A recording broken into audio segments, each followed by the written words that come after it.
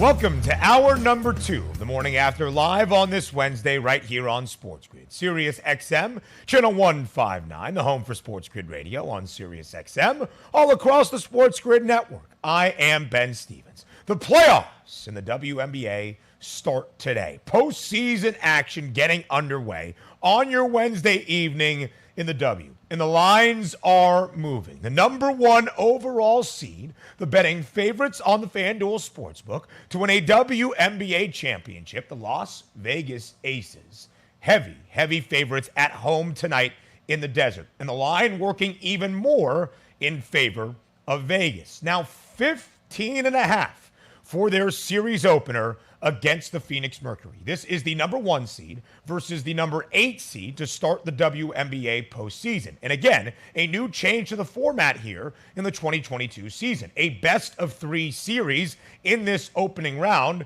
across the league. The first 2 games played at the home of the higher seed. In this case, I am using higher to represent the number 1 seed, the Las Vegas Aces. So again, a big spread in favor of the Aces tonight. 15.5, make that 16.5 as this line continues to work in favor of Las Vegas. Live right here on this Wednesday morning. We have seen 2 points of movement already. When this line opened up for game number 1 between the Mercury and the Aces, it was 14.5, now 16.5. Our coach, James Young, on the show yesterday told you the ways to play this game with such a lofty spread in favor of Vegas. The Aces starting out hot. Maybe look at a first half number, or if the Aces team total was anywhere in the low 90s, the highest scoring offense in the NBA, said JY, take that team total over. And it's not just a 16.5 point spread that is so heavily skewed in favor of the Aces for game number 1. It's the series overall. Look at that outright number. Again, a best-of-3 series here for the Aces against the Mercury. Las Vegas is a minus 4,000 series outright favorite, and we expect, at least the odds say, this will be a very fast series done in just 2 games. A sweep for Las Vegas is minus 600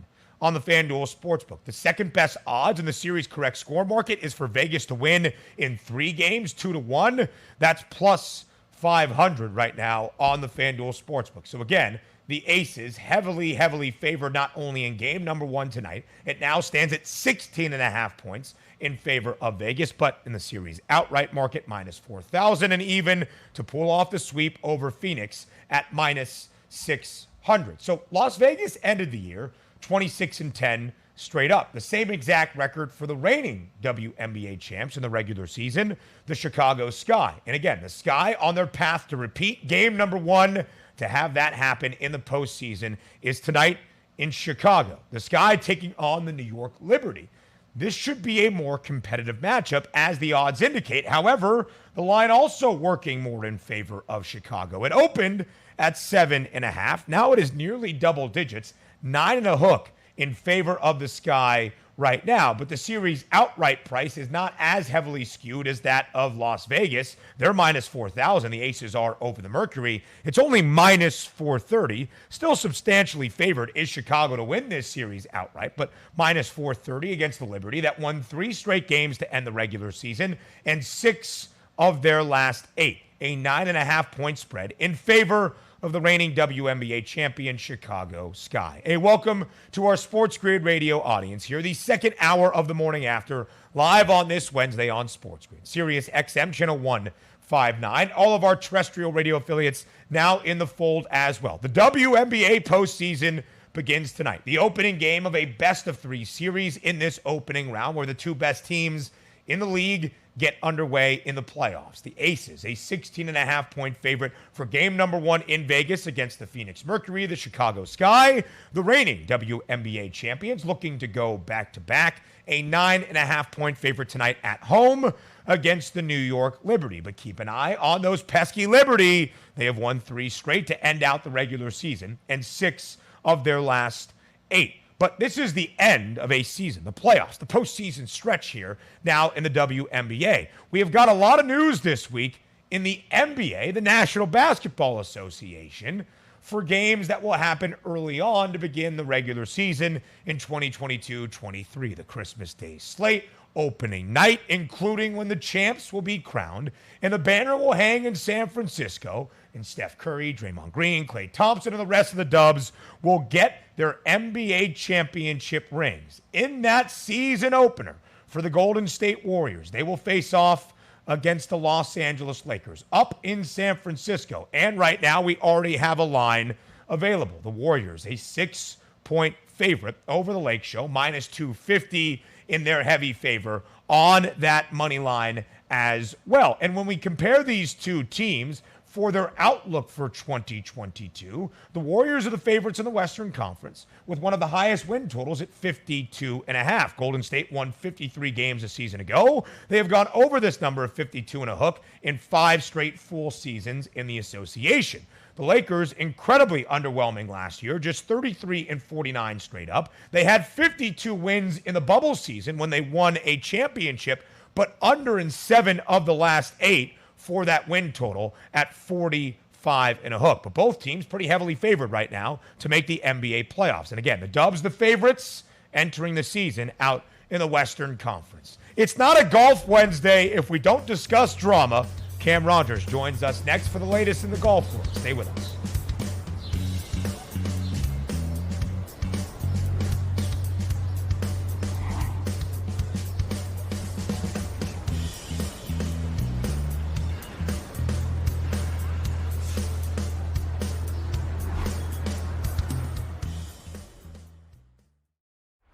If you want to pick like a pro, you need to be in the know. The future of sports gaming is now, and we take you inside the lines, breaking down all the action and what it means for your bet slip. Turn down the game and tune into Sports Grid Radio. Other networks talk sports talk, but we walk the walk, right up to the window. Sports Grid Radio. Listen free on the Sports Grid Radio app, iHeart, or TuneIn, or catch us on Sirius XM Sports Grid Channel 159. Maurice Allen, 2015-2016 European Long Drive Tour Champion, 2017 World Number 1. Me personally, I keep my game face on me all the time. Especially coming out of the bunker, leaving the range, or even leaving the course. What's your story? Pharrell, Coast to Coast. The reality is that what I'm hearing is Flacco's going to play that game against the Ravens in week 1. And I'm just going to put, salt on this. Flacco's better than Zach Wilson anyway. I mean, he's better flat out anyway. All things being equal, he's head and shoulders better than Wilson. Zach Wilson sucks. And until The Sports Grid Network. The morning after. Well, the Niners have a better overall year than those two other teams, being the Jags and the Jets. You know, what's funny is I think you'd get a lot of people, though you make a good point about where the number would sit. I think you'd get a lot of people to bet the Niners. I'm high on the Niners. I still would take the combination. I'm low on the Jets. I know I'm probably walking into a real bad trap here, and I'm going to live with it.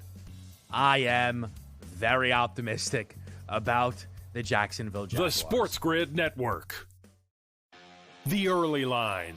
Can Cease become the favorite in this market by the result of this baseball game? I don't think so, because we have to remind ourselves. This isn't, Dylan Cease pitching to Justin Verlander, and that's the head-to-head matchup, and who wins it gets the title belts, right? I mean, that's not the way it works here. You actually are taking a look at this game saying, how is Verlander going to do up against that Chicago White Sox lineup? How is Cease going to do against that Astros lineup? Only on Sports Grid. Diamond Bets. Fernando Tatis Jr.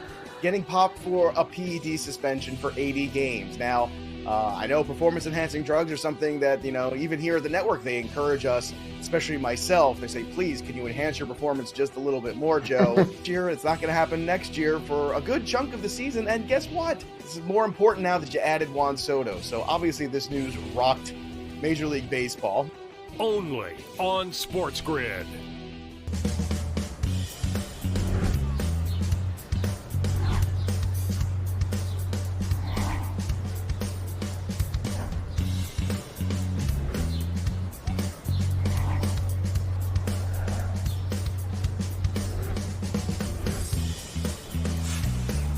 The standoff in the golf world, with the drama ensuing between LIV and the PGA Tour, continues this week for the second leg of the FedEx Cup postseason. But the ante was upped a little bit yesterday for a big players-only meeting in Wilmington, Delaware. Why was it anteed up? The presence of one Eldrick Tiger Woods. Welcome back to the Morning After, live here on this Wednesday on SportsGrid. You could call Cam Rogers a lot of things. The host of the Lock It In podcast for Believe, our PGA Tour expert, and now somebody that dives into the drama in the golf world on a weekly, what sometimes Cam feels like a daily basis. Thank you for joining us here once again on TMA. What's going on, Ben? Good to be with you, sir. Yeah, I might be getting some calls from TMZ at some point to be the aficionado in the LIV Golf versus PGA Tour world, where rumors are flying and there's a lot of drama. There is a lot of drama, and it started with a tweet on Monday night from Golf Magazine's Alan Shipnuck, a big insider in terms of the golf world, who said, "I'm hearing tomorrow's PGA Tour player meeting," and tomorrow was Monday, so this was yesterday on Tuesday, regarding LIV is going to be a banger. Supposedly everything is on the table, from major championship boycotts to Jay Monahan, the PGA Tour commissioner, future to a larger compromise. And Tiger MF and Woods is expected to fly in to provide counsel, bully, cajole. All of that great stuff. And we got video of Tiger landing in Philadelphia yesterday to make the short trip to Wilmington, Delaware to take part in this meeting. Cam, first, what was your reaction to this overall news of a big player-only meeting for the PGA Tour right now to stem what is happening with LIV Golf? I think it's fair to say, Ben, that LIV Golf is no longer a punchline, a joke, something on the side that sort of is a clown show that nobody is paying attention to. This is a very real threat to the PGA Tour status. And these golfers on the PGA Tour, these elite top-tier players, are now starting to understand that. And so they're bringing in the big guns. Tiger Woods, the needle mover in the game, if you will, to sort of help go through things and understand where we stand in terms of LIV Golf versus the PGA Tour. I think this is really symbolic, Ben, of the fact that the LIV Tour is not going away. I mean, the fact that Cam Smith is likely joining this tour, the top-tier player in the world, the reigning Open champion, soon enough after the FedEx Cup playoffs is over, is certainly symbolic in the sense that LIV has some serious credibility now. And so for Tiger Woods, who, by the way, does not fly to Wilmington just, for fun, right? To go up there and actually have a players-only meeting to discuss this, again, is symbolic. Right. It's important to show that this is a very real thing, this dichotomy of PGA Tour and LIV Golf. And now we're sort of in the seriousness of what's the future like for the PGA Tour. And I think that was discussed a lot yesterday. Listen, Tiger Woods is not playing in the second leg of the FedEx Cup playoffs. He is not playing at the BMW Championship this weekend. He is there for this players-only meeting. So, Cam, what is the true significance of having Tiger's presence for this meeting?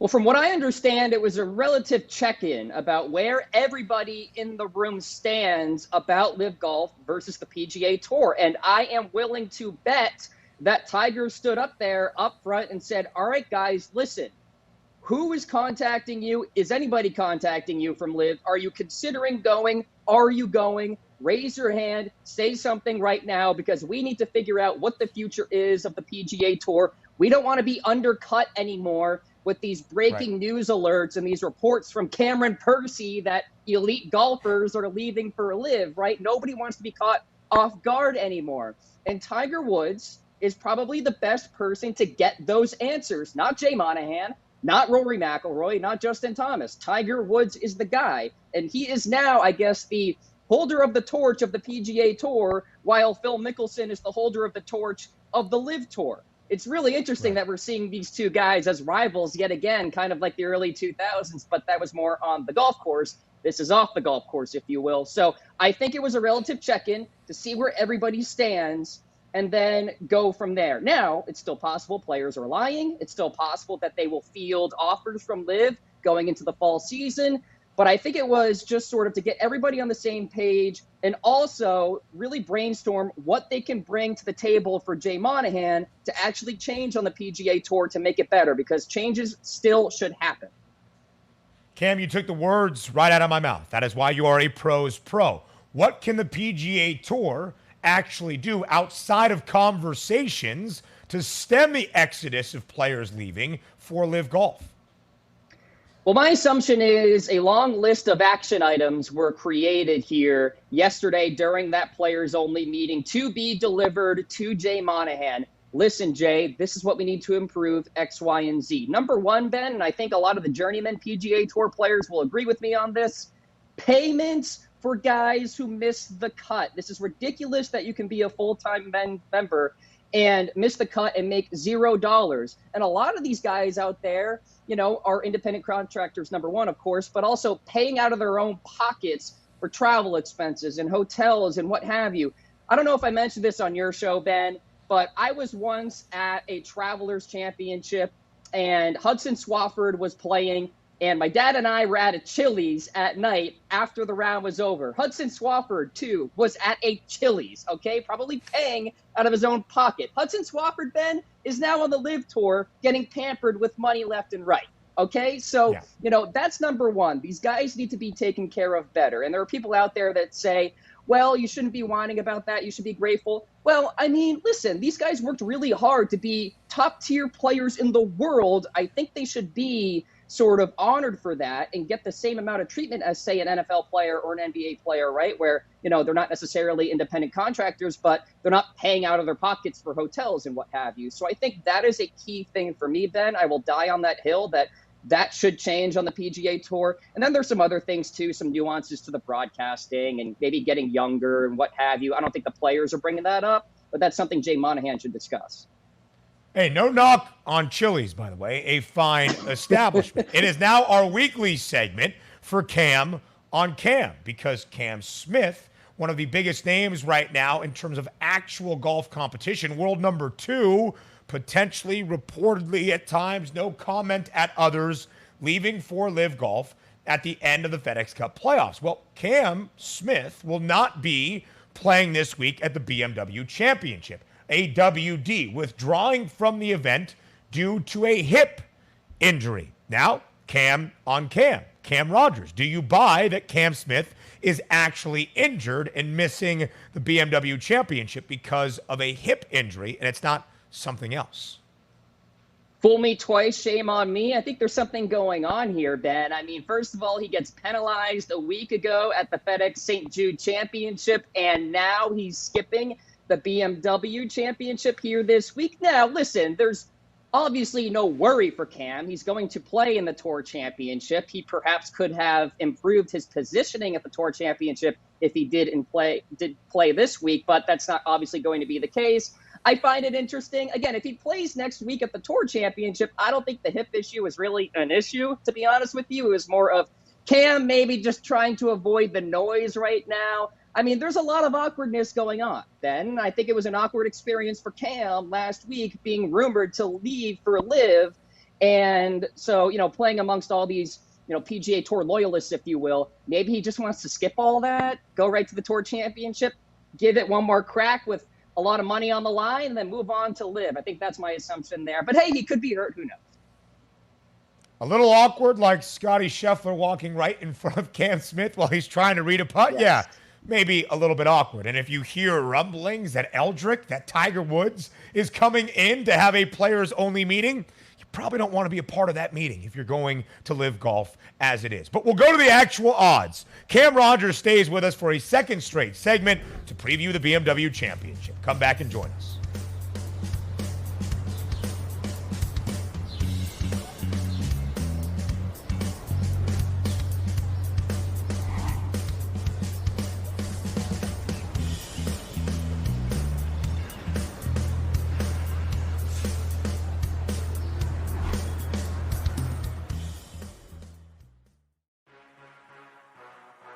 Sports Grid, your 24/7 sports wagering network. They played less games. The early line. Take a look at the top 4 seeds here in the Big Ten. They're going to play less. Aaron Rodgers The and morning Russell Wilson. after. We saw movement in the marketplace like Fantasy sports the Cleveland today. Cavaliers are a little thin as well. Newswire. Minus 160 favorite on the money line today for Arizona. Pharrell coast to PBG, coast. that's where they win cups. They win Stanley Cups over there. Give me the Game Penguins. time Kind of decisions. bizarre when you consider, everybody is out for the Warriors. In-game live I all like access. I like Vandy against Bama. I think Vandy can win the game, take it 4.5. In-game live. Prime time. The PGA champion. In-game live. Overtime. done before the final bet. Get the winning edge. Only on Sports Grid. The early line. Fernando Tatis Jr. gets the 80-game suspension. He'll miss the remainder of this season, the playoffs this year, if the Padres do make it in, and the start of next year. But my favorite part about these stories always is the cover-up. We love when athletes come out and say, my bad, I made a mistake.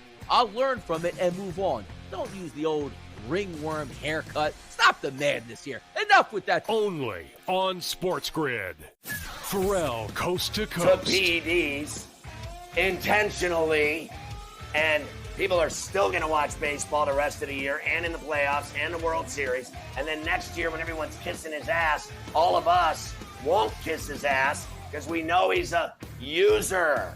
The guy took PEDs. That's how he got all of his big fancy numbers, and that's how he got that big, fat, guaranteed 14-year, $340 million. The Sports Grid Network. Sports Professor Rick Horrow into the $1.3 trillion business of sports with your daily numbers game. Serena Williams, a neighbor, Palm Beach County resident, but more important, 23 Grand Slams. She's 40, but she has transcended the sport. Much the same as Tiger Woods did in golf, but maybe differently. Her next step is in fashion and business.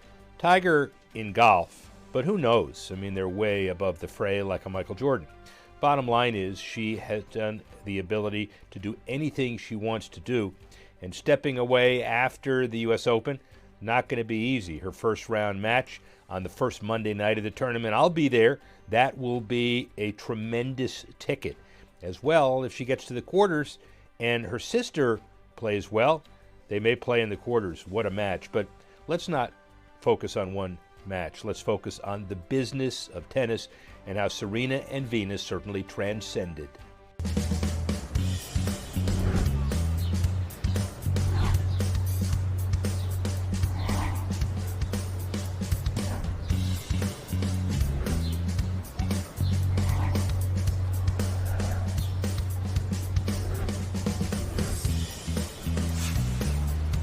The second leg of the FedEx Cup postseason, the second leg of Cam Rogers joining us here, a second straight segment on the morning after live on this Wednesday on Sports Grid. And Cam Rogers is hoping to keep the momentum up from last week now to the second leg of the FedEx Cup playoffs and the BMW Championship. That's what all the golfers on the PGA Tour, Cam, are trying to do right now. And you are trying to ride that momentum as well, because last week at this very time, predicting what we would see, it was Will Zalatoris, your pick to win outright. And that's exactly what Willie Z did. A sensational weekend, a wild final round, a 3-hole playoff, and Will Zalatoris comes out on top. Cam, what did you make of the performance last week of Willie Z? Absolutely fantastic stuff, Ben. And I was on the edge of my seat during that playoff. It seemed like neither Sepp Straka nor Will Zalatoris wanted to win this thing. And so it just kept going on and on and on. And finally, the nerves went away a little bit for Willie Z. Thank God, by the way, he did not hit that second shot right on the brick there on that par 3, because the ball would have went right into the water. A pro actually tried the shot the next day on that Monday, and yeah, that's exactly what happened. So Willie Z took the drop, and then, of course, ended up winning the tournament. Many more victories for Will Zalatoris to come. Major championships included, Ben. I would say multiple major trophies on that mantle by the time Will Zalatoris' career is over. He's so consistent with his ball striking, and when he finds that putter, he can be unbeatable. So really excited about his career. And then I'm using that theme of a breakthrough victory applying it here this week at the BMW Championship. I have somebody else breaking through this week. Will Zalatoris, the 7th best odds this week at the BMW Championship at 16-1. Willie Z is a big game hunter. The second leg of the FedEx Cup postseason, also a big atmosphere. But Cam, from last week in Memphis at the FedEx St. Jude Classic to this week in Wilmington at the BMW Championship, is there any change in feel from the first leg of the FedEx Cup playoffs now to this second stop? Certainly a few changes. Number one, obviously, we have a smaller field, right? So you're going to see a lot more shorter numbers, especially in the top 20, top 30, top 40 markets. But the other end is it's a no-cut event, Ben. So you can get more aggressive with your picks here this week. Not worry too much about guys missing the weekend. This is also a different golf course that we're talking about, obviously in name, but also in the way in which it plays. Wilmington Country Club, par 71, much longer than the golf course we played on last week at the FedEx St. Jude Championship. These greens are bigger as well, so they won't be as hard to hit, but that also puts a lot more emphasis on your 3-putt avoidance, kind of like at St. Andrews with those massive greens, so keep an eye on that. So Rory McIlroy is the favorite at 10-1. Good for Rory. There is no cut this week because both he and Scottie Scheffler did not work the weekend last week in Memphis. $2 ahead is Rory of Jon Rahm at plus 1,200. And then a large group there, Cam, of 5 golfers. Patrick Cantlay, Matthew Fitzpatrick, Justin Thomas, Tony Finau, and Scotty, all at 14-1. You mentioned a breakthrough victory comes this week at the second leg of the FedEx Cup playoffs. Who's the golfer? My pick to win is Cameron Young at 22-1. A little Cam magic this week at the BMW Championship, likely inspired by last week's victory there by Will Zalatoris. His ball striking has been fantastic. Number 2 in this field, tee to green over the last 24 rounds, also 8th around the green. So even if he misses, he's still really good. These greens are large, like I said, much like at St. Andrews, where Cameron Young was the runner-up at the Open Championship. So he's been so great in his rookie campaign. Clearly a big game hunter as well, Ben, much like Will Zalatoris. I think this is his time. And you get really good value, in my opinion, at that 22-1 number. If you want to go shorter a little bit and play it safer, if you will, Justin Thomas at 14-1 is also in my outright card. But my projected winner this week, Cameron Young. Bring it home, Cam. Cam Rogers picks Cam Young, and Cam Young, like Cam Smith, has been rumored at times to be going to the LIV Golf Series. We'll see. But at least for this week in Wilmington, a good finish expected of Cameron Young. So, Cam, this is the second leg of the FedEx Cup playoffs. Each and every week, the field gets shorter and shorter in the hunt for that trophy next week at the Tour Championship. So you want to ride the momentum. You want to be playing your best golf here in the postseason. As we look at the top 10 finishing position odds, which golfers do you think ride that good momentum this week into the BMW Championship? Yeah, Ben, I'm glad you bring this up because momentum is so important at the FedEx Cup playoffs because you're playing every single week. There's no break. There's no 2-week hiatus in between a couple of top 10 finishes, right? So we're talking about riding what you're seeing the previous week. Jon Rahm, top 10, plus 140. Go ahead and lock that in. 4 rounds in the 60s at the FedEx St. Jude Championship. He finished 3rd in strokes gained tee to green for that week. 3rd best player in this field, by the way, in no-cut events over the last 24 rounds. That's really important. No-cut events typically have better fields, and so you want guys who can rise to that occasion. Jon Rahm is the poster boy of playing well in really difficult conditions, in really difficult fields. Colin Morikawa, I haven't talked about him much this year, but I like him at 2-1 here for a top 10, number 3 in this field in strokes gained approach. Bent grass greens, by the way, his best surface from a putting perspective, right? So we're not talking about POA. We're not talking about Bermuda. This is the surface that he likes the most, like the top 10 play there as well for Colin Morikawa. You see a couple of top 20s on your board as well, Ben. Obviously, you're going to get shorter numbers when you do this with these smaller fields, but plus 175 for Cameron Davis, plus 160 for Aaron Wise, both make a lot of sense for me. really consistent drivers of the golf ball, both of them. Really good ball strikers, too. Aaron Wise was top 40 last week, top 20 the week prior, and Cam Davis has 5 straight top 16 finishes. Mr. Consistent on the PGA Tour. So I like those numbers a lot for top 20s. I like to see a lot of Cams on Cam's board for this upcoming weekend at the BMW Championship, the second leg of the FedEx Cup playoffs. So you expect a good finish for Jon Rahm, but there's other ways to look at all the betting angles that you have for the BMW Championship, like in the prop market, like the nationalities, the top continental European player, because it's a short group, Cam, here in a small field at the BMW Championship. And Jon Rahm is an odds-on favorite at -125. From your handicapping approach, do you look for value in these spots, or is there a reason that Jon Rahm has a minus money number next to his name?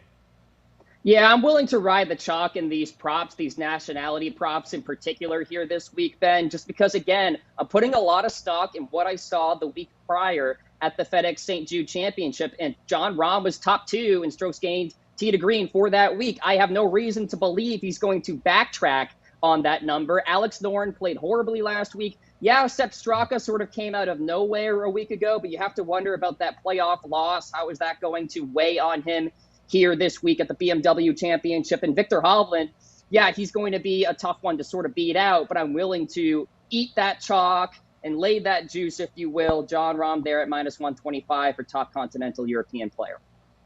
So let's go to some of your other nationality plays that were on that large playoff prop board from Cam Rogers for the BMW Championship. Which golfers do you expect to have a big week at the second leg of the FedEx Cup playoffs?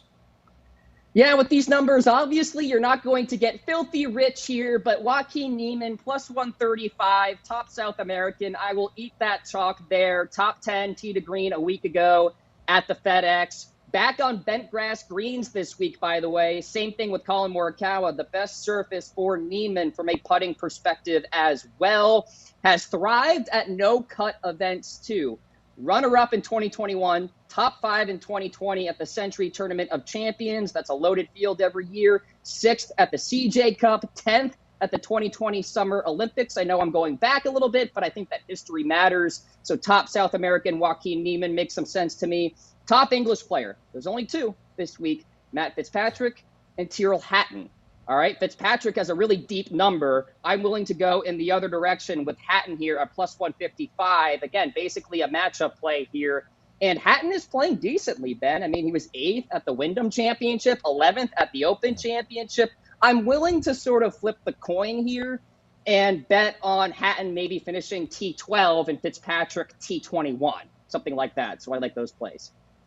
So, Cam, we've talked about it a bunch here. The format of the FedEx Cup playoffs. The first event last week in Memphis, the second leg this week in Wilmington at the BMW Championship. And you need to keep posting good finishes as the field grows smaller and smaller to stay in the hunt for that FedEx Cup Championship trophy. What does the format look like from this week at the BMW Championship to the Tour Championship coming up? So this is why I think maybe Cam Smith is actually hurting right now, because positioning matters a lot when you head into the Tour Championship, right, Ben? Because if you're number 1 in the FedEx Cup point standings, you start at 10 under par next week. Number 2 in the standings, 8 under par. If you're way back, you're around 3 or 2. So you're already behind the 8 ball before you even hit a tee shot. So starting strokes for the Tour Championship next week. It'll be interesting to see what FanDuel does if you bet with just the starting strokes or take those out. It'll be a fun handicapping week next week. I remember last year, if I'm remembering correctly, there were a couple of options. The outright winner of the actual event, who posted the full 4 lowest scores and who ends up winning the FedEx Cup playoffs. Cam Rogers, as always, we appreciate your time. The host of the Lock It In podcast for Believe. 2 straight segments, Cam. It was a ton of fun. Hey, Ben, appreciate you. See you next week. Of course. Thank you very much. We go back to Major League Baseball up next here on the Morning After.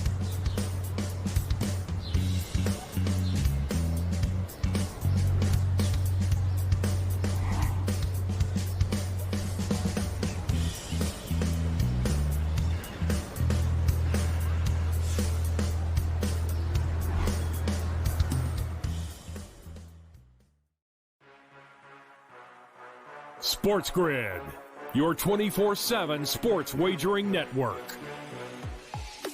They play less games. The early line. Take a look at the top 4 seeds here in the Big Ten. They're going to play less Rodgers games. and the morning Russell after. Wilson.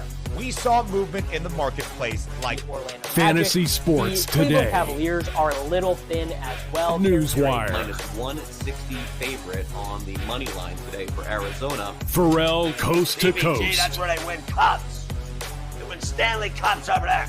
Give me the Game Penguins. time Kind of decisions. bizarre when you consider everybody is out for the Warriors. In-game live I all like access. Vandy. I like Vandy against Bama. I think Vandy can win the game, take it 4.5. In-game live, prime time. The PGA champion. In-game live, overtime. done before the final bet. Get the winning edge. Only on Sports Grid. The early line. Fernando Tatis Jr. gets the 80-game suspension. He'll miss the remainder of this season, the playoffs this year, if the Padres do make it in, and the start of next year. But my favorite part about these stories always is the cover-up. We love when athletes come out and say, my bad, I made a mistake. I'll learn from it and move on. Don't use the old ringworm haircut. Stop the madness here. Enough with that. Only on Sports Grid. Pharrell coast to To coast. PEDs intentionally, and people are still going to watch baseball the rest of the year and in the playoffs and the World Series. And then next year when everyone's kissing his ass, all of us won't kiss his ass because we know he's a user. The guy took PEDs. That's how he got all of his big fancy numbers, and that's how he got that big, fat, guaranteed 14-year, $340 million. The Sports Grid Network. Sports Professor Rick Horrow into the $1.3 trillion business of sports with your daily numbers game. Serena Williams, a neighbor, Palm Beach County resident, but more important, 23 Grand Slams. She's 40, but she has transcended the sport. Much the same as Tiger Woods did in golf, but maybe differently. Her next step is in fashion and business. Tiger in golf, but who knows? I mean, they're way above the fray like a Michael Jordan. Bottom line is she has done the ability to do anything she wants to do, and stepping away after the U.S. Open, not going to be easy. Her first round match on the first Monday night of the tournament, I'll be there. That will be a tremendous ticket. As well, if she gets to the quarters and her sister plays well, they may play in the quarters. What a match. But let's not focus on one match. Let's focus on the business of tennis and how Serena and Venus certainly transcended.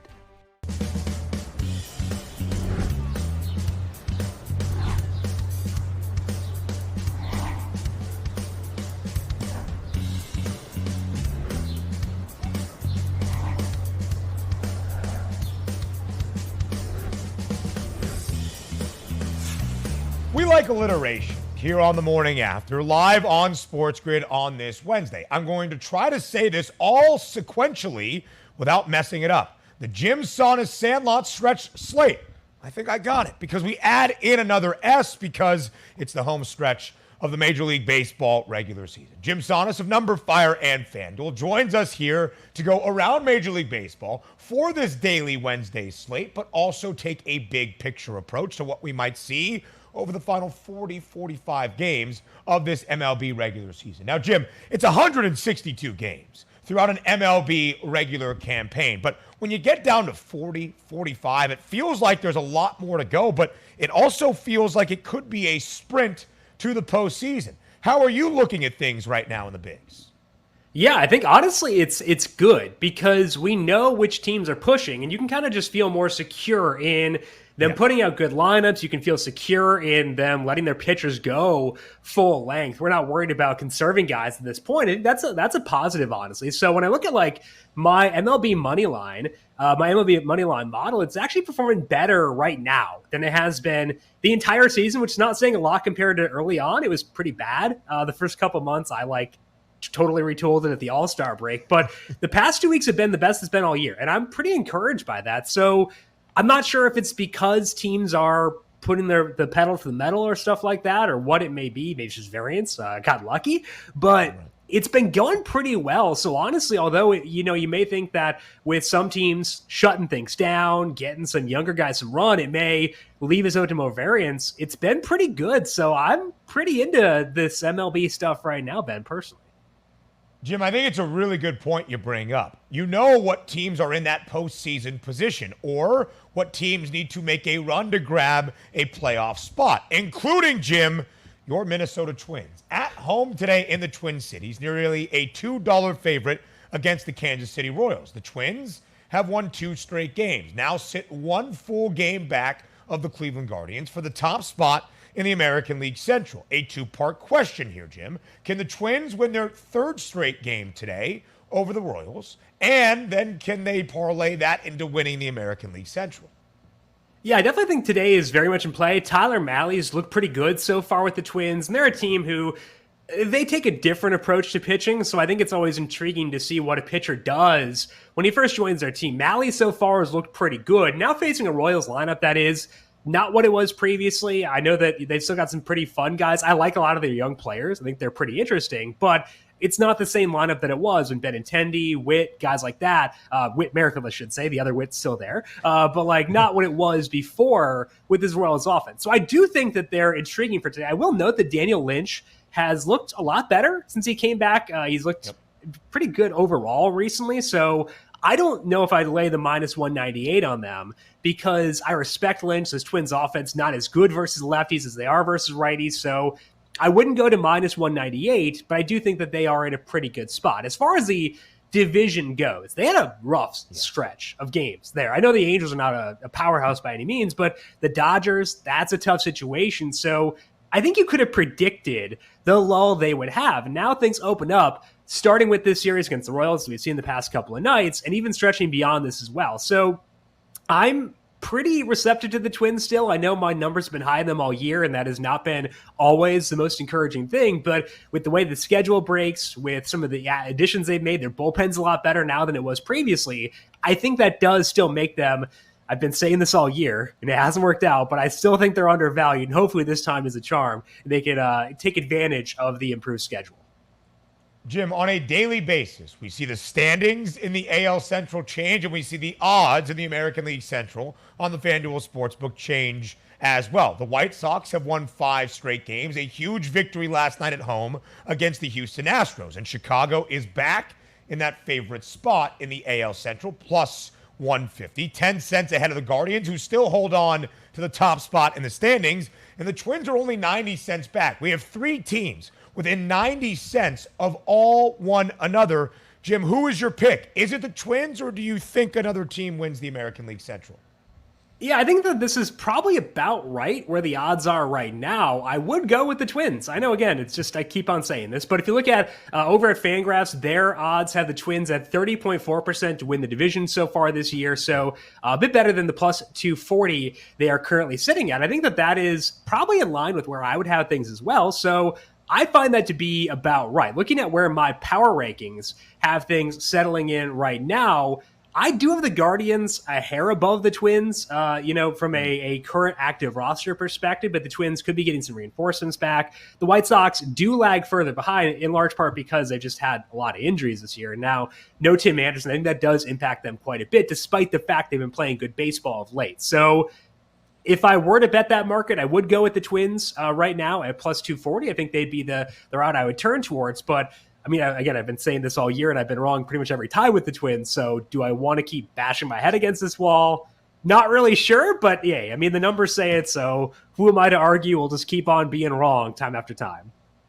Jim, that's the divisional odds, but the focus on today's slate, the Guardians have dropped 2 straight against the Tigers. The Guardians are trying to hold on to that 1-game lead for the top spot in the American League Central, and Cleveland is trying to avoid a home sweep today against the Detroit Tigers. They're minus 215 on the money line, Jim, to get that done. The odds indicate Cleveland should win today. Is it all of those motivating factors that have you backing the Guardians as well? Yeah, my numbers are just like Cleveland a lot recently. I'm not sure why. I've been trying to figure out why my numbers have liked them. They've been telling me to bet them like it feels like every day at this point. Luckily, not last night. But they're on them once again today. I've got Cleveland's win odds at 72%. Their implied win odds are 68%. That's a big enough gap where I actually will go with that. You could look towards the run line instead in this game and try to get a better number there. But the reason I'm not going there is facing Daniel Norris, who's struggled so far this year, but he's a lefty. And the Guardians' offense, not great versus lefties. So the run line is minus 106 at minus 105 in Cleveland.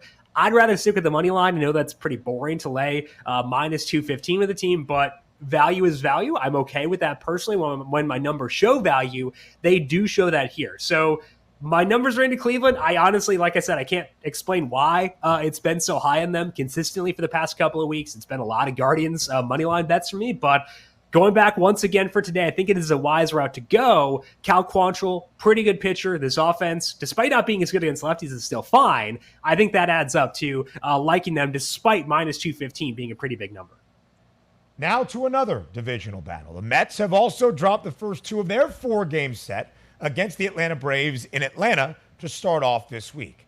Enter Mad Max. Max Scherzer and the Mets on the road today, a minus 158 road favorite. Jim, what's the approach to this game? Can we expect a bounce back from the Mets with Max Scherzer on the bump?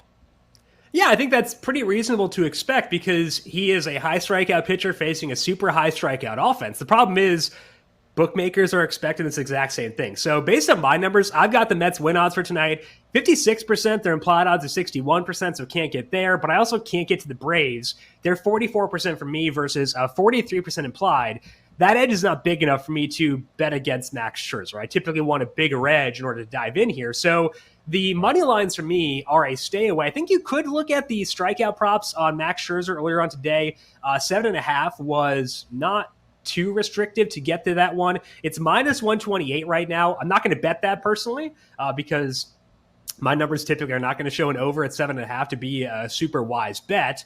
But I do have Scherzer projected for 8.7 strikeouts for tonight. So if you're looking for action on what is a pretty fun game, I think the best route would be to go with the Scherzer strikeout prop over 7.5 minus 128. Again, I've got him projected for 8.7. It's not a big enough edge for me to bet it personally, but I think if you're looking for action, that's probably the one way I would go. Again, I'm not doing it personally, but I do think there is potentially at least some value there.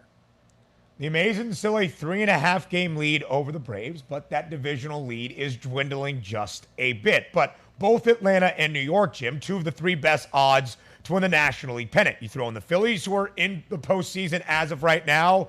There's a lot of depth within the National League East, but the Dodgers are the favorites to win the National League and the World Series. We look at this from a group standpoint. The division to win the World Series, Jim, with all that we are seeing right now out of the American League East as well. In your mind, where we stand here at the middle portion of April, what is the best division in baseball?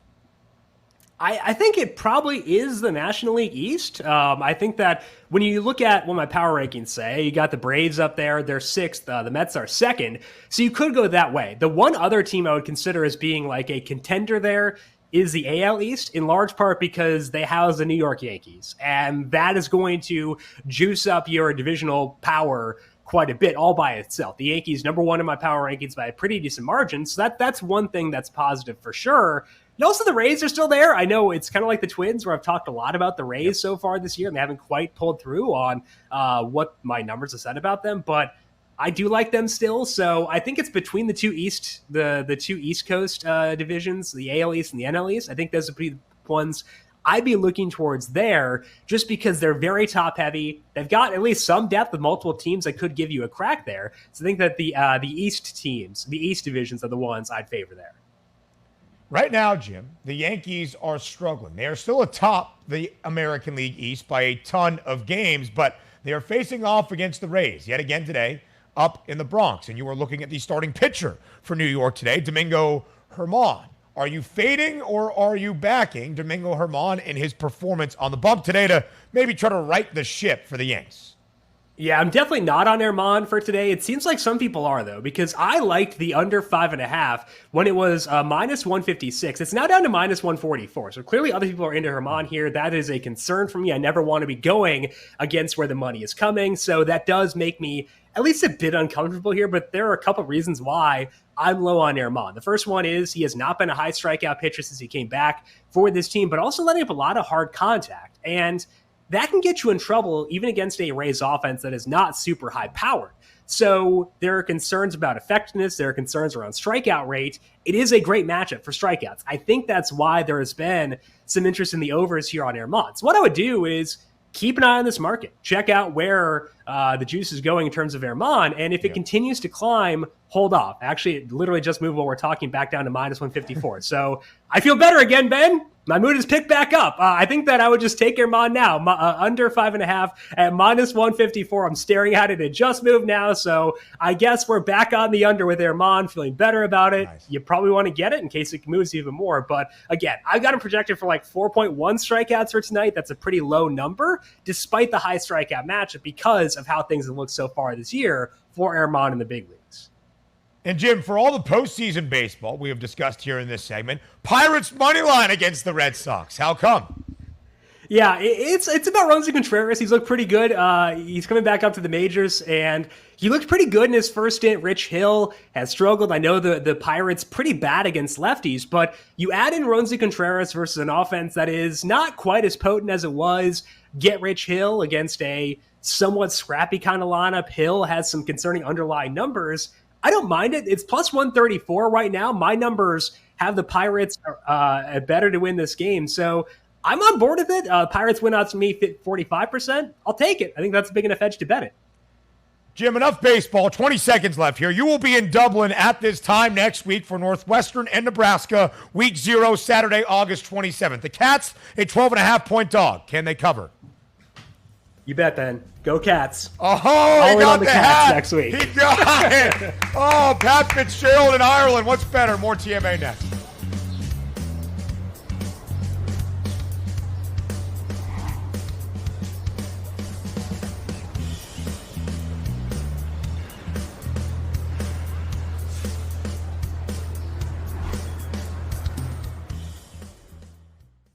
Your heart's racing. The clock's running out. It all comes down to this. We're talking pregame. Pregame. Pregame. Get locked in with Game Time Decisions. Your hosts, Gabe Morency and Cam Stewart, will get you ready for game time. Everything you need to know before a game goes off the board, with the bet slips to back it up. Make your best bet with live odds updates, late breaking news, up-to-the-minute injury reports, and real-time analytics from inside the sportsbooks. All the odds, all the action, from sports wagering insiders and industry pros like Donnie Rightside, Cam Lou, Cousin Sal, the Pro Football Doc, Dr. David Chow, and more. Get the winning edge every weekday afternoon from 6 to 7 p.m. Eastern, 3 to 4 Pacific. It's Game Time Decisions.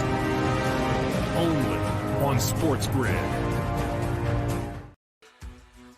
You might be the next daily fantasy millionaire. No matter what you watch or where you play, learn from the world's best DFS players. Lineup building tools, expert projections, and advanced stats change the way you play the game. Dominate the competition. DailyRoto.com, the player's choice. The morning after. LSU has the same odds to win the SEC at 100-1 as they do to win a national championship, also 100-1. Well, I'll say this. There are going to be a lot of really bad takes about year one head coaches and a lot of people jumping to conclusions because there are 8 programs who have played in a national championship in the 21st century who have a first-year head coach. That includes Virginia Tech because technically they played in a national championship in the first week. The Sports Grid Network. Fantasy Sports Today. Definitely a starter in every fantasy football league. He's a top 12 quarterback in fantasy, but no longer the thought process where I guess he could be a number 2, the second overall quarterback or the third, Remember, in years past, he was being drafted right after the first couple of quarterbacks, but no longer the case. He's kind of like a consolation prize as opposed to the main starter for a lot of people. The Sports Grid Network. Pharrell, coast to coast. I don't care if they play this game in Puerto Rico. I mean, the bottom line is, it doesn't matter Seattle or Anaheim. Robbie Ray's stuff has been beautiful all season long. He's gotten stronger. He's led the majors in innings, the last 2-3 years. The guy's an inning eater. He's going to go out and do his job. He's going to go out and get into the 7th inning tonight, and he's going to strike out and go over. He's going to get another 9 or 10 tonight. The Sports Grid Network.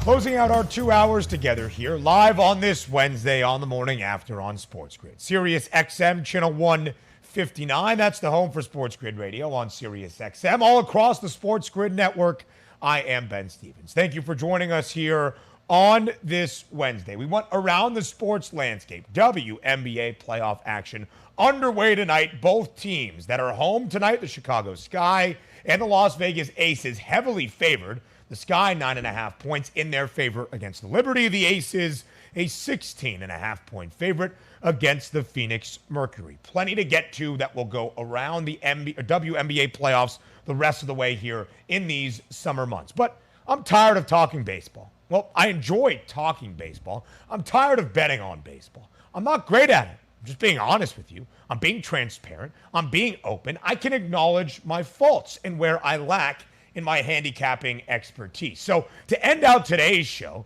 we're going to have some fun with a divisional special, a parlay that is available on the FanDuel Sportsbook. So before we say farewell, before we say goodbye, it's time for a divisional special parlay. It's time for bye, bye, bye.